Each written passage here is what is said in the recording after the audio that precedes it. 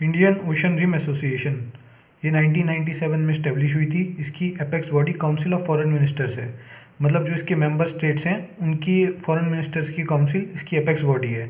इसका main purpose sustainable development और regional cooperation है इंडियन ओशन रीजन में।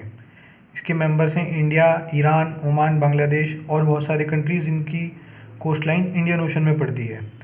इसका जो मेन प्रायोरिटी एरियाज़ हैं वो है maritime safety and security, fisheries, disaster management. और इंडिया के लिए ये इसलिए इम्पोर्टेंट हो जाता है क्योंकि इसमें पाकिस्तान नहीं है।